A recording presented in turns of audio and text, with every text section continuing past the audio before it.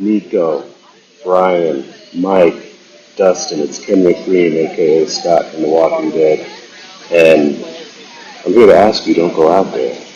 And podcasts are awesome because it's about conversation and hearing people who think for themselves, exchange thoughts, exchange ideas, and respond to each other in real time.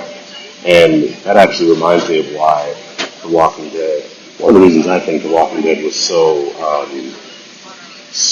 big for so many people wasn't so much the walkers or the special effects or the action as much as it was watching real people, quote unquote, go through these extraordinary circumstances and have to deal with these things in real time and kind of imagining ourselves in these crazy scenarios.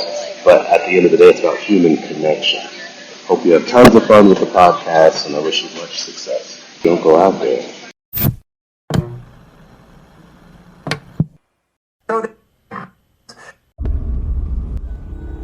They've conquered the big screen. Now, get ready for the spin-off sure to send chills down your spine. It's Nico, Brian, Mike, and Dustin in Don't Go Out There, the series. Welcome back, everybody, to the Don't Go Out There podcast. Just want to thank all of our fans and listeners. Really appreciate the support. You guys are awesome. Before we get into tonight's review, just want to give a quick shout out to our website, don'tgoouthere.com. Everything about our podcast is on the website. All of our episodes and interviews, if you want to check those out. We've done some incredible interviews in the past. Go check them out there in a specific tab by themselves so you don't have to scroll through hundreds of episodes on Apple or Spotify, etc. We also have our store if you want to grab a shirt, a mouse pad, a hat, all that good stuff. We'd love to see your pictures, rep your favorite podcast. And Shan's Etsy page is also attached if you want to grab a tumbler. All of our social media links are on there as well. Facebook, Twitter, Instagram, YouTube, TikTok. Like us, subscribe us, follow us, all that good stuff. And the last thing I want to shout out on our website is our Patreon. We call it Blood Donors. We have the traditional monthly reoccurring kind. If you want to support us, help us pay the bills, as we say. Or if there's a movie you want us to review, that option is available as well. Just check out our website, don'tgoouthere.com. Also, if you haven't noticed, we've recently joined the Believe Network. So there's some ads on our program now. But if you want ad-free content, go check us out on Blood Donors. The ad-free episodes will be available there. We appreciate your support. We hope you enjoy the episode. I'm really excited for tonight. We're going to be concluding Dustin's season, his choice, The Walking Dead Season 1. I'm going to be doing the scene by scene tonight. Before we get into it, I'll just kick us off. Really liked episode 5. I remember texting you guys about that. It was really emotional, had some strong high points. I thought 6 was okay. Me and Brian kind of talked about it going to Spookalla a couple weekends ago. It's definitely kind of one of those things where it ends, but it's kind of like throwing like spaghetti noodles at the wall, see if it'll stick, see if, the fans are going to want more. So it wasn't like a bad ending by any means, but it definitely didn't conclude anything. It left a lot of questions. It was basically saying, hey, if y'all will keep watching, we'll keep making it. So, yeah, I did like it, but I really liked episode 5. I don't know why, but like the past few like movie reviews, series reviews, I've just been really appreciating the stuff that gets an emotional pull out of me. And episode 5 did. It was really it was a good one. At the end, we'll probably give this a series rating for the season, and I will be relatively high. So, Dustin, I liked your show. I didn't hate it you hated mine. Go ahead, brother. I know you didn't hate Hill House. I'm just kidding. Okay. I was about to say, let's clear my name real quick. But no, I'm really glad you enjoyed it. I think this season finale, episodes 5 and 6, I think, like you said, it was very effectively done, really pulled on the heartstrings at moments. And if you know going in, or at least, sometimes you don't know, you have hopes. If you have hopes that they're going to greenlight a season 2, this is a perfect way to do it. This is a perfect cliffhanger to leave us on, because if they ended it, you're like, okay, well, I guess I just imagine that life goes on. They went to the CDC, nothing happened, blah, blah, oh, spoiler. No hope there. But if they do go on, you're like, okay, the door's wide open. There's so much possibility. You saw some characters kill them, like accept their fate and just die. You saw some characters want to do that, but were talked out of it. And it's like, this was a very effective way to wrap up season 1. Yeah, I'm on board with Nico here. He was right with what we talked about on the way to Spookalla. Overall, as a whole, I wouldn't say I'm disappointed, because I wasn't. But I'll say I felt unfulfilled after this. To me, it was just to me, this was a mini series or a long movie, and not to me really a season, and not really a first season of Walking Dead to me. That to me is season 2. By the way, I'm pretty balls deep into season 7 right now in my watch through, and the first 6 seasons of this show, just to tell you where I'm at, are in the 9 to 10 range for me. Now, season 7 is a different story, but we'll get there one day maybe. But anyway, though, great episodes here. It just felt like a midway point than a season finale, I guess is what I'm trying to say. And that's really funny what you said, Nico, because we couldn't be more polar opposite. I was bored to tears almost in episode 5 and loved episode 6.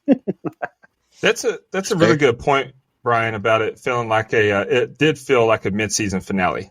But, you know, I think from an AMC standpoint, it's like, well, I think this is going to be a good show. Let's green like 6 episodes to start with. And then you definitely see the seasons get longer as we go. So I get that, though. You're right. All right, guys. You got any more opening thoughts before we just jump into the scene by scene? Episode 5, Wildfire. Episode starts with Grimes radioing for Morgan. He tells him he found others, his family. Atlanta is not what they thought. Do not enter. It belongs to the dead. He tells their location and hopes they find them. Lori consoles a grief-stricken Andrea who can't stop staring at her sister's corpse. Lori says they have to take her body and they'll be gentle as they can. Daryl puts a pickaxe to a walker's head and they toss it onto a fire. Rick walks to Andrea and she pulls a pistol on him immediately. He backs away, apologizing. Glenn tells Daryl to move that body to a different row. We bury our people, not burn them. He's still pissed his brother was left for dead. Jackie yells out that a walker bit Jim and the group circles him. T-Dog restrains him and he says he's okay. Daryl thinks they should put a pickaxe through his head. Dale tends to agree. Grimes suggests they try and get Jim some help from the CDC. Daryl goes to kill Jim, but Rick puts a pistol to his head, stopping him. Dale pays his respects to Amy with Andrea and tells her how he lost his wife. Cancer. He took her to everything he could, and she accepted her death, but he couldn't. Dale says these girls were the first people he cared for since his wife passed. Andrea pulls out her birthday gift and feels guilty for always missing her birthday in the past. She puts the fishing necklace on Amy, and Dale walks away. Carol puts the pickaxe through Ed's skull since he was her husband. She weeps as she strikes him multiple times. Andrea realizes Amy is still breathing and her eyes open, but she's infected. Andrea apologizes to Amy, and she sits up growling, trying to attack her. She tells her she loves her and puts a bullet into her skull. Brian, that's the opening set of scenes. What'd you think? So Ernest Dickerson directed this episode. This is actually his first Walking Dead credit, but second appearance on our show as he directed my guilty pleasure pick way back when, Tales from the Crypt, Demon Knight. Other than that, though, he's pretty much like Kevin Smith, where he just kind of does a few episodes of TV shows here and there. But regardless, great job here.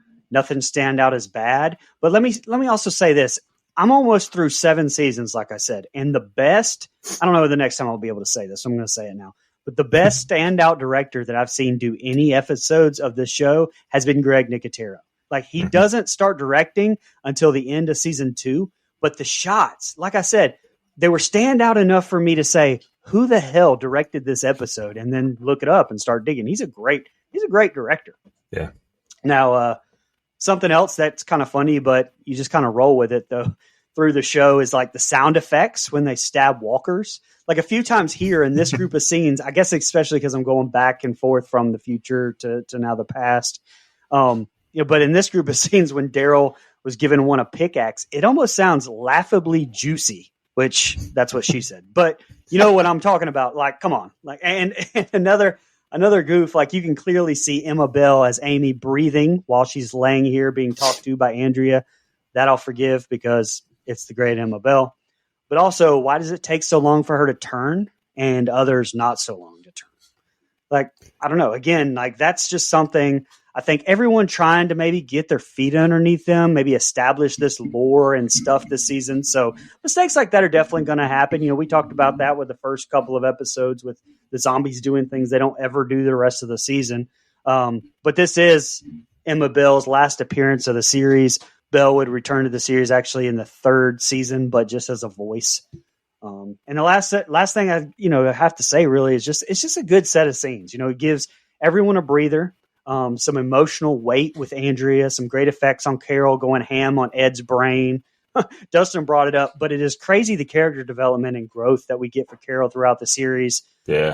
Although, these walkers were already dead, so I'm not real sure what the point of all of, going around and stabbing them all in the brains when they were already Double stabbed tap. in the brains. It did. Look, it gave us an excuse to have some great Nicotero effects again, so I'll allow it. Hey, double tap. We're going to do, spoiler, we're going to do Zombieland soon enough. Yes, but we are. Before I get into my scene by scene breakdown here, you questioned how long it took Amy to turn. I mean, they kind of touched on that when they get to the CDC in next episode when they talk about the varying turn times, and some are longer than others, and there's no rhyme or reason for it. Yeah. Okay. So there's no. That's right. That's right. So you answered my question. Yeah. There we go. So, and I kind of like that variable too, because it's like it adds an added layer of threat. Like, okay, how much time do we have? Nobody knows. So yeah, I do too. I like it. I'm glad you said that. Off the bat, I like how we get the immediate call back to Morgan. Like I mentioned before, I love how this show does a good job at keeping all the moving parts active in storylines. And it's good to see they didn't abandon the plot point of Rick trying to find Morgan at dawn each morning. I really like that. Andrea being catatonic next to Amy is understandable. Like, she's in shock. And right. Then it's a great touch to have her pull the gun on Rick and tell her she knows how the safety works. Great callback to episode 2. Although, I'm not sure why we heard the gun cock there. She just lifted the gun in the air. She didn't cock it at all. She didn't slide it. So that's kind of an error. But sad when we find out Jim got bit. He already had to watch his family get eaten, and now he has to deal with the slow process from a bite. Wish for his sake that he had just been eaten. Finding out it's Amy's birthday and that Andrea did end up stealing the necklace for her when she was at the store with Rick. That's sad as hell also. This episode's off to an emotional start here. Carol saying that she'd take care of Ed isn't emotional for me, though. She was all sad, but she should have been rejoicing. He was a piece of shit, and then she really got into it and laid into his ass. That was acceptable overkill there. I loved it. Amy's reanimation took us right back to the emotional town, though. That's tough. Andrea was playing with fire by putting her face next to Amy's ear to her face to hear her breathing, and then waiting to shoot her as long as she did. But it's understandable. I mean, that's her only living relative at this point. So this is a great open to this episode to me. Speaking of putting your face near the zombies or the walkers or whatever, I noticed that throughout the show too, because this happens a lot, especially with their loved ones and stuff. Didn't they say in this season that you could be infected by being scratched, or was it only bitten? Did I miss that? Yeah, scratched. Okay, yeah. So it almost seems like that's abandoned. It almost seems like people just don't care about the possibility of getting scratched by them. Because it's like even when they do like hand-to-hand combat, like they'll have them close and then just, stabs. And a lot of them are stabs to the neck and stuff, and they still die. So there's a lot of inconsistencies, I think, sometimes. That's a good point. I kind of wonder, and I've watched this show the first 6-7 seasons. I've watched it multiple times, but I've watched the whole show once. I kind of wonder if that's something that they just abandoned. Like maybe it was a fear at the beginning, but it wasn't confirmed that scratching can turn. I don't know. But you're right. Even early on when it is hey, don't get scratched, they're way too close. Yeah, I agree, Dustin. It was a really emotional opening set of scenes, and I really liked them. Rick and Shane are digging holes, and Shane tells Rick he blames him for leaving so many casualties. Daryl thinks it's a mistake not burning the bodies. Jim begins to panic as he feels bad and starts seeing walkers in his mind. Andrea and Dale put Amy into her grave in an emotional moment. Carl asks if they're safe now, and he promises he won't leave again. He asks to talk to his mom alone. He asks if she blames him for not being here. Lori says the best she can do is say neither of you are completely wrong. Lori is hesitant to head towards the CDC. They're all terrified. Look at their faces. Carol tells Rick and Lori Jim's fever is worse, and he asks for water. Jim asks Rick to save a grave for him. Jim begins to cough violently. Shane walks up to Lori to tell her to talk sense into Rick. Rick walks out as Shane converses with Lori. Lori says we should trust his gut. Shane asks them to do their sweep. Rick asks why Shane won't back him up. He gets pissed when Rick says if it was his family, he'd do the same. Shane takes offense, saying he protected them like they were his own. They hear a twig snap and look around. Shane aims the gun at Rick until Dale walks up. Shane jokes they should all wear reflective vests out here, but Dale isn't buying it. The three return to the camp, and Shane says he's been thinking about Rick's plan. He says he trusts his instinct and we need to stick together. He asks those who agree they leave first thing in the morning. Rick is radioing to Morgan again to tell him their plans to head to the CDC. Jim wakes up swiftly coughing as Shane gives out the instructions. Morales tells them they aren't going. They're going to Birmingham to family. Rick gives Morales a 357 and they all hug each other. We see a note left for Morgan on the Challenger. All right, Brian, it's the next set of scenes. What'd you think? All right, I've got to call this out. Can we talk about, and I know we've brought this up before, but this, especially on this show, but can we talk about how easy it is that these people dig graves? I mean, you know how fucking hard it is to dig a damn hole, and these people are all malnourished, definitely not hydrated. It's near Atlanta, so it's at least 300 to 423 degrees outside, at least. And Yeah. I mean, anyone notice how these motherfuckers just knock out deep ass graves like it's nothing, like all the time? Yeah. Just go out And dig a fucking we're hole. just ignoring the fact that Georgia's, primarily red clay, just like East Tennessee. That shit is not easy to dig through. Yeah, well, I noticed it, guys. But anyway, very intense and deep shot in this group with Shane pointing the gun at Rick. Last episode when he came back, you almost had Shane at least appear super happy that he was back for a second. And I'll be honest, you're like remembering this scene. I thought that this scene came in season 2, but no, comes right here. And that just shows like how quick Shane turns on Rick. I mean, fuck that bastard Shane to the ends of the earth, man. Yeah. And last thing I want to do is shout out Morales. Juan Gabriel Pareja. Apparently he comes back in season 8, but I haven't made it there yet.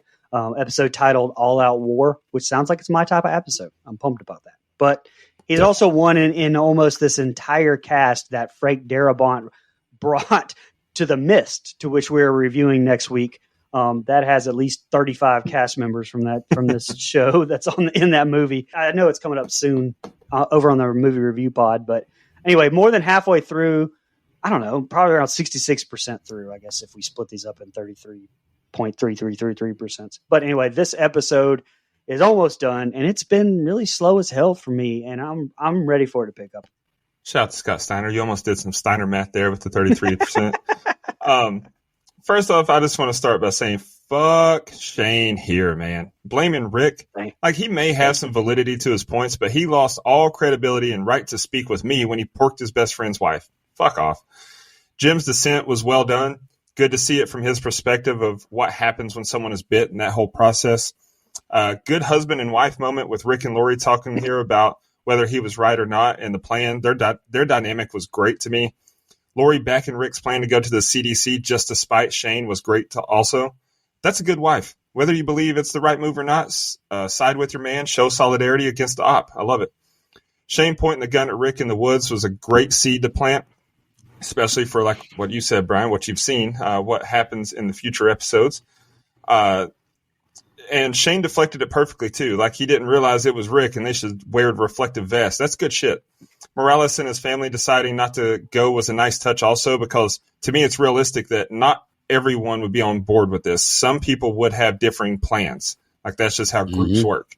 It's another good set of scenes. No real criticisms of this episode so far. I know, Brian, you're saying it's a little slow, and from an action standpoint, it 100% is. But man, they're drawing on the emotions here. All right, guys, here's the ending of this episode.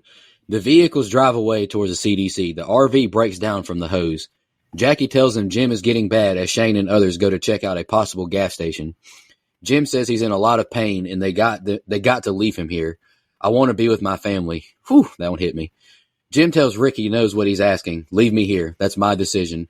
Rick tells the group what Jim said, and Dale says Jim has given his answer. Shane and Rick lead Jim by a tree, and Jim says the breeze feels nice. Jackie consoles him with tears, and Rick asks if he wants a gun. He denies it, saying they'll need it. The others nod at Jim and walk back to the RV. Jenner makes a video. It's been 63 days since the virus went global, and there's no clinical progress. Jenner is doing research on the virus, and the alarm goes off, and he enters a room for decontamination.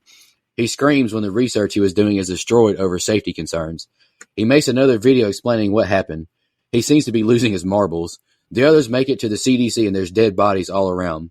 They begin the trek to the building as they maze through the corpses. Jenner sees them on camera heading towards the building. Walkers appear, and Daryl is pissed. Panic ensues until Rick sees the camera move. Rick begs for help as Jenner watches on. And suddenly, the doors open as the episode ends. I really like the ending. Brian, what'd you think? So I do really like how the Jim plotline played out. I mean, you see this, I mean, at least I did, and I think, okay, well, he's going to turn. They're going to have to put him down. But great writing from Darabont once again, because this shows me at least that I don't know what's going to happen. And I love Lori's line telling them that it's not their choice, it's his, and fighting for Jim's choice. And that 100% comes back into play at the end of next episode as well. We meet Noah Emmerich's Jenner. Definitely a clear reference to Edward Jenner, who developed the vaccine for smallpox. I thought it was he was Bruce. in Wind Talk. Oh, I thought it was God Bruce. Almighty! No, I don't think so, man. Oh, my fault. So. Samsonite, I was way off. Anyway, my man Noah Emmerich was in Wind Talkers, by the way, with the great Nick Cage. Fantastic movie, by the way, about my people being used in the old World War II as radio ciphers. Go watch it. Great movie, Wind Talkers. That's a great movie, but I can't let it slide that you just said great and Nick Cage like back to back in a sentence. Well, I knew you would agree. That's why I said it. I knew that you were on board with that statement. Anyway, decent set of scenes. Again, just a very slow episode overall for me. I didn't love it. It would definitely be in the bottom pile of the 6 episodes in season 1 for me.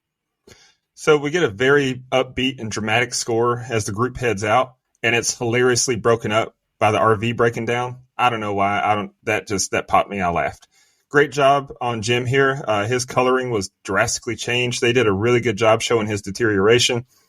Emotional scene yet again as Jim is left to die by the tree. Seems a little uncharacteristic, though, from the group. I know they don't want to kill the living, but he's going to turn into a walker, which makes him a potential threat to them and to other living people as well when he turns. I think realistically they would have killed him. Maybe I'm wrong, but I don't know.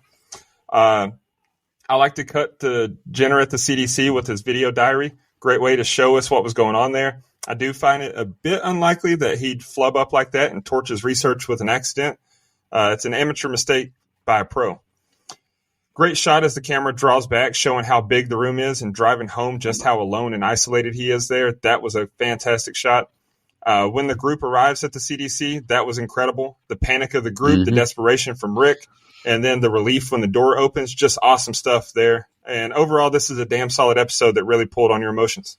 And you're right. You would think that if he was here by himself, he would disengage some of those safety protocols. I mean, who's the only person that could get hurt? Himself. Yeah. So, that doesn't make a whole lot of sense. Unless he just didn't have control over it. But I don't know. That was my thinking. He didn't have control over it. That's why he didn't. But he kind of wanted to die anyway, so I don't know. He Which did. we find out in the next episode. What we find out in the next episode, whether he wanted to or not, like it looked like it was happening, like the place was set to blow. But I don't know. I just feel like the mistakes leading up to it, maybe he couldn't disengage it, but the mistakes leading up, I don't think he would have knocked it over like that. I don't know. Yeah, I'm with you. Y'all got any final thoughts or fun facts for this episode before we jump into episode 6? I've got 2. I'll go ahead, Dustin, because I don't think I've got yours. But it is established in this episode that it's been 6.5 months since the outbreak that caused the entire apocalypse, which makes what I said last episode about Carl and Lori being so I don't know why this sticks with me, but you know what I said about Carl and Lori being so upset that Rick wasn't originally one of the ones stepping out of that van. To me, that was so bizarre, especially that this is 6.5 months later. I mean, you would think that they would be crying literally if everybody that shows up and all these people left and they were just supposed to come back and there was never supposed to be extra people, but yet they had them crying because Rick didn't get out of the car. But anyway, I also think it's kind of bizarre and bullshit that Rick survived that long in the hospital now, being that long, 6.5 months. But it kind of does make Lori fucking around with Shane. I mean, it's shitty. Don't get me wrong. But at least it's a little bit more believable. So I guess it's like a give and take there where, I know we had that discussion throughout last episode and this season. So I don't know. I wanted to at least throw that out there. Either one doesn't make sense or the other doesn't make sense. So it's kind of, I don't know, give and take with that. And the last one I had was... it was definitely give and take because Shane was given and Lori was taken. That is for sure. I did. Sorry. Is this thing on? Go ahead. But the episode's title is an homage to Michael Crichton's The Andromeda Strain, which is about the development of a pathogen in a laboratory. All right. So the Center for Disease Control and Prevention are high security, so it was not possible for the production to film there. Instead, the Cobb Energy Performing Arts Center doubled up as the CDC, which is fitting to me because over the past, I'm not going to say any specific amount of time, but 5 years, it almost seems like the CDC is performing arts. I don't know, depending on who you believe. At the beginning of Wildfire, Edwin Jenner mentions that it has been 194 days since Wildfire when the disease got out of control, but not yet global. This takes place on the 4th day after Rick wakes from his coma. No mention of signs of a disease at the time of Rick's near-fatal shooting in days gone by. That suggests that he could have been comatose for over 6 months. So absolutely, Brian, I too find it hard to believe that he survived in a hospital all that time. Yeah, I agree with that. How long have I been in this hospital? 5 weeks? I'm just kidding. Dustin, before we move, I gotta tell you, friend of the show, Jared Summers, personal friend of mine as well. He texted me the other day when he listened to our episode, and he said, "Tell Dustin he's got to chill. That two little Debbies in one day was an outrageous comment." Outrageous.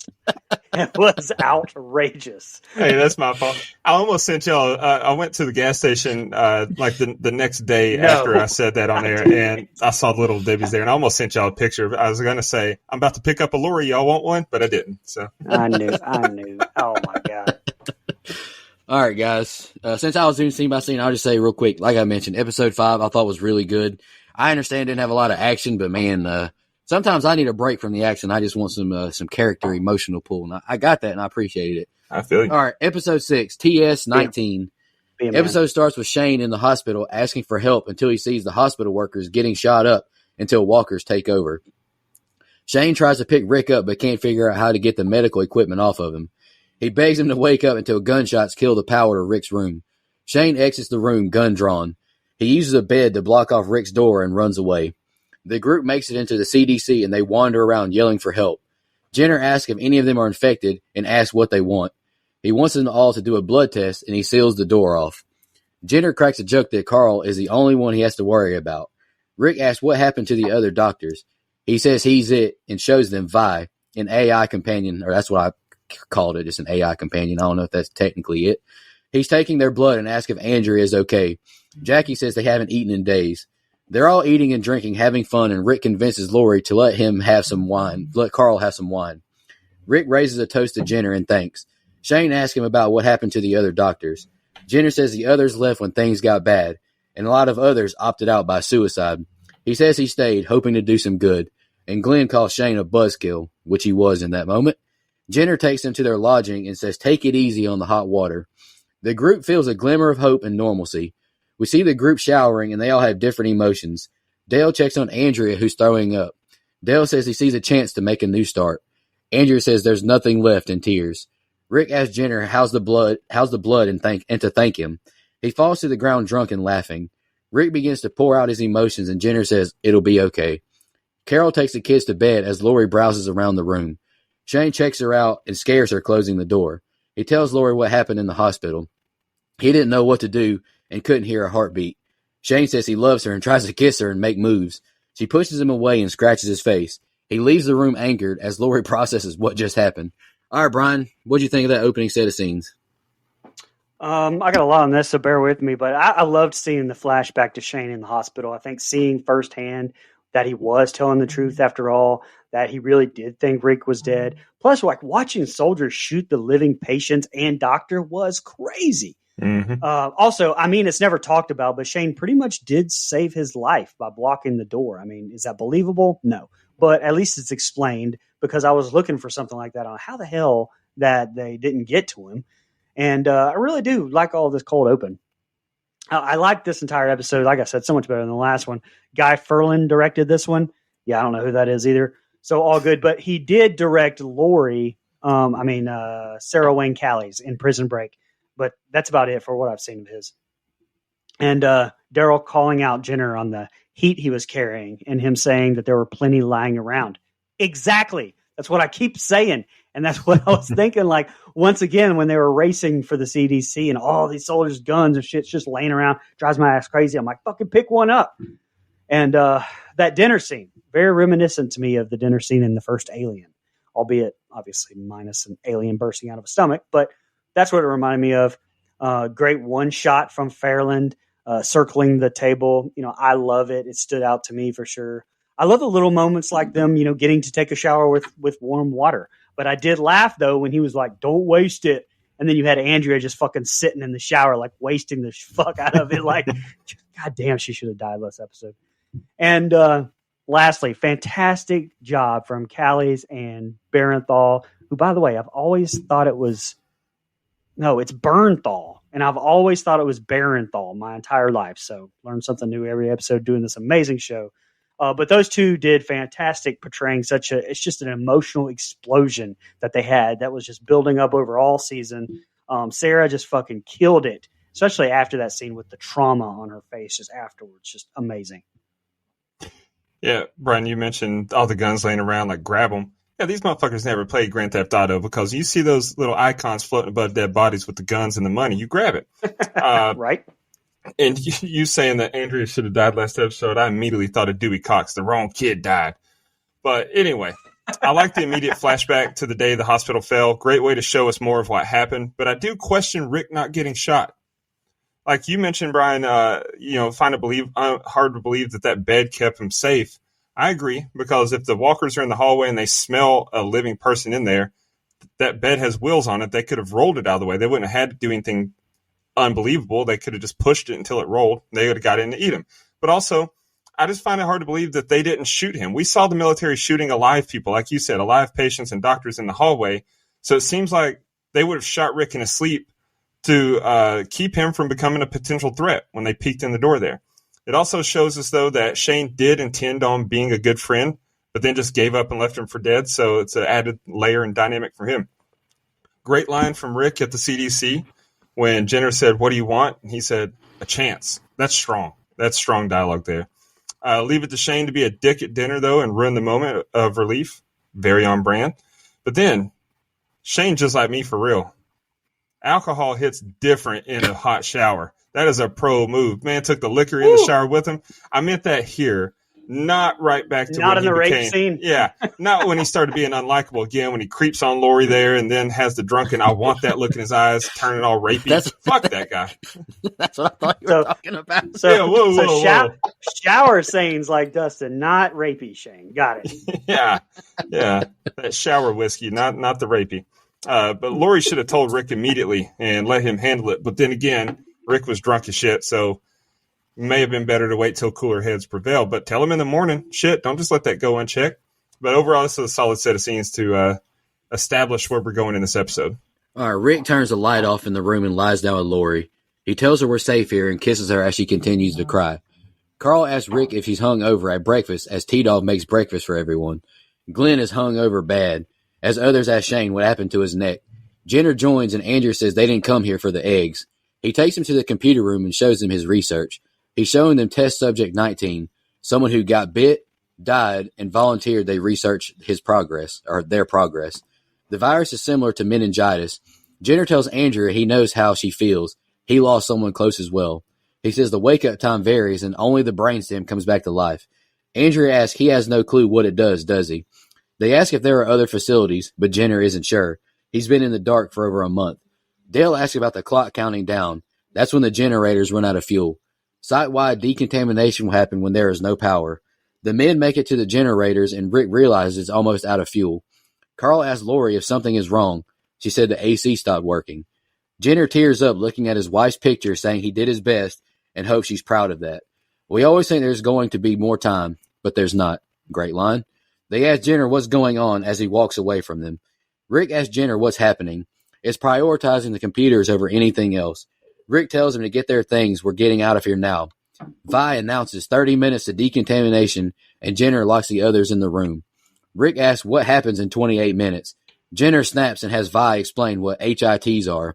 The air, and, there's a big explanation, but essentially the air is set on fire. Brian, that's the next set of scenes. What'd you think? Pretty funny seeing everyone hungover. Again, human stuff that is definitely welcomed and honestly few and far between all throughout the series. So it makes these moments special when we do get them. And, okay, what I was fine with was Dale calling out Shane's scratches. I was even fine with Shane saying he must have done it in his sleep. What I wasn't fine with was Rick saying, "Oh, well, you haven't done that before." Like, how the fuck do you know that, Rick? Plus, Shane being the most obvious person ever, staring at Lori as he says, "Not like me at all."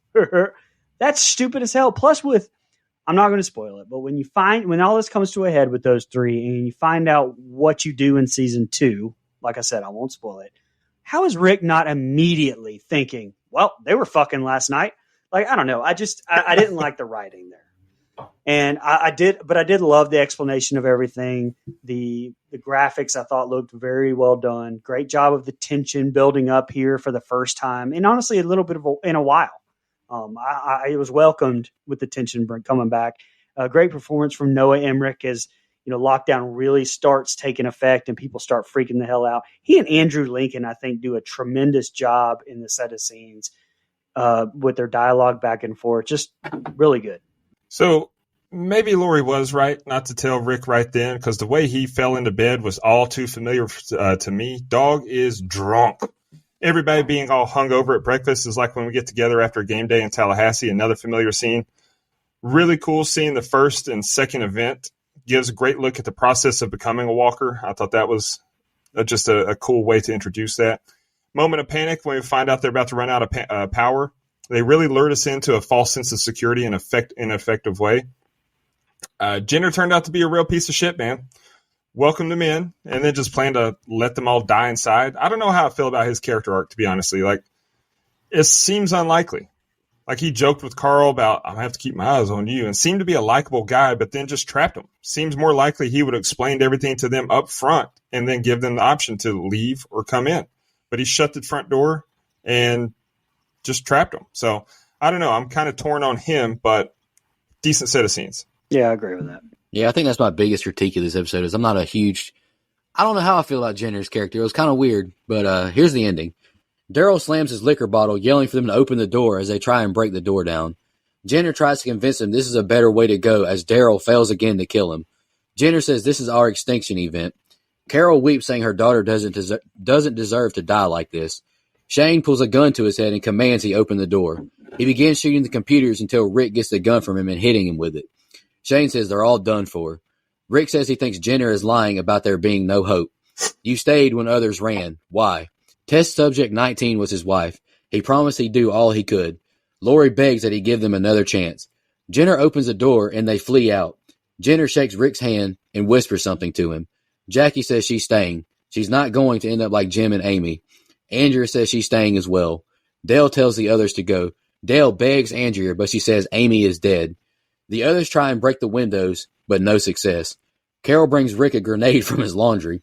He uses it to break the window, and I know Bruno Mars is loving that. Dale says Andrea wins and joins her to die. She tells him to get the hell out, but he says he's staying. The others make it out and take off running and killing walkers. They make it to the vehicles, and we see Andrea and Dale exit the window. Jenner and Jackie hold hands as the others brace for the CDC building to explode. Dale and Andrea make it into the RV, and they drive off from the fire as the episode ends. All right, Brian, what'd you think?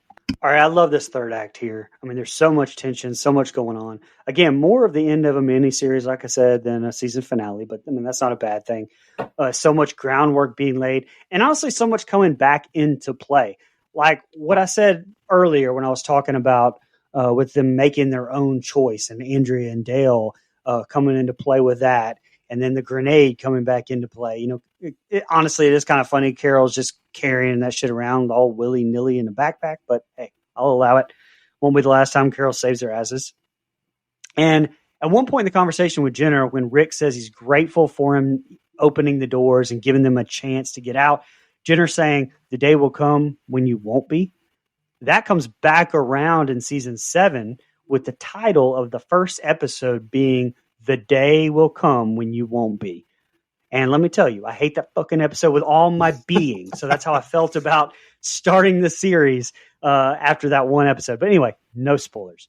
When Jenner whispers to Rick, obviously I'm not going to spoil what the secret is. But when I first watched it, I thought, okay, he's telling Rick what he saw in the rec room on the monitors between Lori and Shane. That was what my guess was. And I thought, okay, well, that's really about to come to a head. But what he says isn't revealed into the season finale of season 2. But anyway, everyone does a really good job on this set of scenes. But again, Jeffrey DeMunn with another great speech. His delivery of dialogue, top notch as Dale. I love it. Andrea and Dale should have honestly just both let each other die, but whatever. The CG on the explosion, though, was rough. Gonna wish that was done a little bit more minimal and only shown up close. A little too big for the moment there. Also, their cars definitely should have not had windows after that blast. But okay, we'll leave that alone too. Again, I'd hope for more of a classic ending to a season with some stuff getting resolved anyway. But that was me looking at this as a season and not a mini series. And so anyway, I still have a very high score for this. So it's a really fucked up move from Jenner to use Amy's name to rationalize with Andrea. That's not fair at all, man. Threatening Jenner with a gun is a dumb tactic to me, though. Jenner has already clearly accepted his death. He doesn't care if you shoot him or not, so pointless there. Jenner finally letting them out is a relief. Also, I like that Jackie stayed behind. Makes sense that someone would take that stance. Like I said, with Morales and his family choosing to go their separate ways, not everyone's going to be on the same page. As for Andrea, I really wish Dale would have left her. Let her die. She sucks, man. Hate her. You don't really hate her here, but you definitely grow to hate her, Nico. Trust me. Trust Brian. What a dick statement from Shane and Carol when Carol goes in her purse. I don't think a nail file will help. Jesus, man. But it was funny. I laughed. I can't lie. Huge relief that everyone got out okay, but from that large of an explosion, like you said, Brian, those vehicles would have definitely suffered some damage, at least some damage. That's an error. But that's another solid episode to another another solid ending to another emotional episode. Especially considering how shitty that RV or whatever it was. Yeah. That was a big explosion, man. Like even just the, like the pressure, the size or whatever, it would fuck it up, I think, a little bit. I thought it was a really good episode as well. I did like 5 a little better just because it pulled on my heartstrings a little more, developed some characters. Man, the ending, Rick, I thought Andrew Lincoln was great at the end of episode 5, just begging for them to open the doors and all that, and everybody's hopeless. Man, there's a lot of chaos going on. I really liked that. I really liked the ending of episode 5. I thought it was really good. 6 was good as well. But, like we've already mentioned, it's kind of throwing noodles to the wall and see if it sticks. And I think it stuck, and it obviously did because they made 10 more seasons, and it's been super successful. So, yeah. Do y'all got any fun facts before we give a quick rating or anything? Dustin, you got any fun facts or final thoughts? I got a couple. Looking forward to the second season. Frank Darabont fired the writing staff only to find himself fired by AMC. So, damn. Robert Kirkman said that this is the only episode he regrets because it tells the survivors about the rest of the world rather than learning firsthand. I kind of agree with that in hindsight. And this is the only season of the entire 11 season series that there are no episodes rated under an 8 on IMDb. So this is a very highly regarded season. I thought it was good. I'll just go first with my rating. Because there was only 6 episodes, I didn't dislike any of them. My least favorite episode probably was episode 4, just because I thought there was, I don't know, I didn't need all that stuff at the nursing home kind of thing. But I don't know if that plays off later. But overall, I would still give the season a 9. I think it was really good. Yeah, I loved getting into this, obviously, because I immediately binged 7 full seasons in 2 weeks. Now, I'll say of the 7 seasons that I've seen, this one is probably the second lowest in my ratings behind season 7. But even with that said, I'm also going to give this a flat 9. So that should tell you how I regard seasons 2 and 6, or 2 through 6. I'm sorry. All right. So, I did this a little bit differently than y'all. I don't have a flat score because I rated each individual episodes and then did a composite just like I did on the Haunting of Hill House. So that being said, my rating is a 9.20833.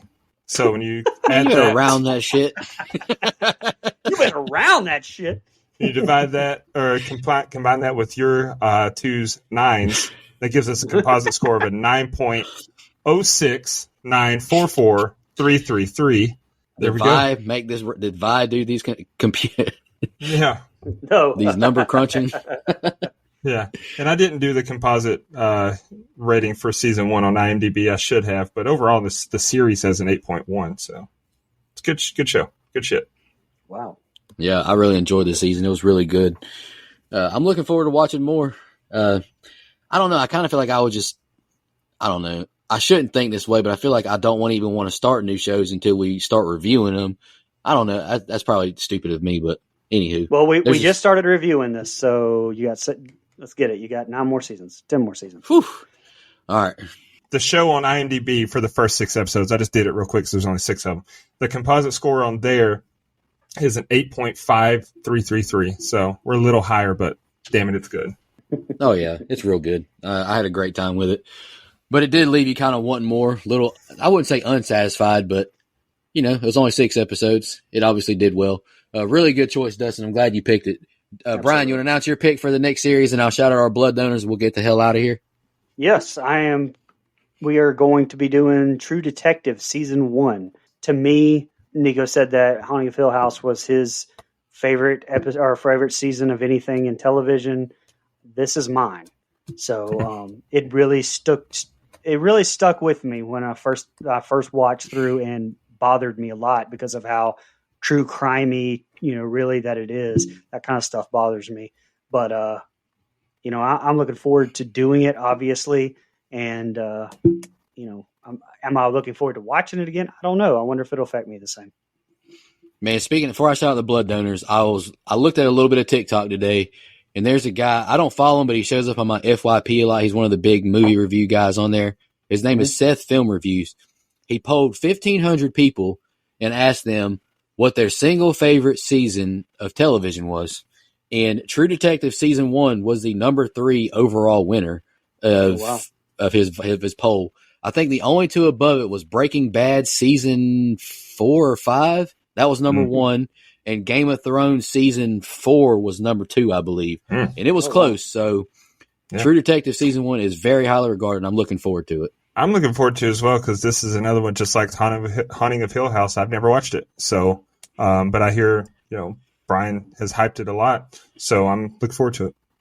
This one might be one that I just binge watch in a weekend just because I'm so hooked. I don't know. I just don't want to cheat myself and go 2 episodes at a time anymore, I think, because you kind of get like a jaded view, and then you're like, oh, I was kind of harsh. I was kind of harsh on those last couple episodes. The next 2 made them better. So I think I'm just going to watch, going forward, I think I'm just going to watch more than the 2 we're doing, just so I can have better context. But let's shout out our blood donors. Christina Tower, final girl donor. We're going to be doing her pick on the movie review show next week, The Mist. And according to Mike, that's an M. Night Shyamalan movie. Just kidding, brother. Love you. Camper level reoccurring Clayton J, Nina, Michelle Mirza, the Horror Movie Crew podcast, Alex Seligson, and Michael Evans. Camp counselor reoccurring Edwin Hernandez Gunn, Joe Swinford, Shan, Adrian Aiello, Brian Samick, Andrew Ferguson, Matt Strickland, Brooke Maley, Thorne David Phillips, Heather Superdoc, Jennifer Davis from Too Close to Home Pod, and a new camp counselor donor, Dana Tucker.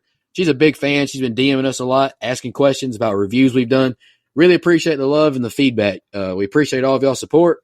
We hope y'all have enjoyed The Walking Dead. I know me and Brian did for sure, especially Brian. I mean, this man's watched 200 hours of television in 2 weeks, so shout out to him. We'll be back next week with True Detective Season 1. Just want to remind everybody,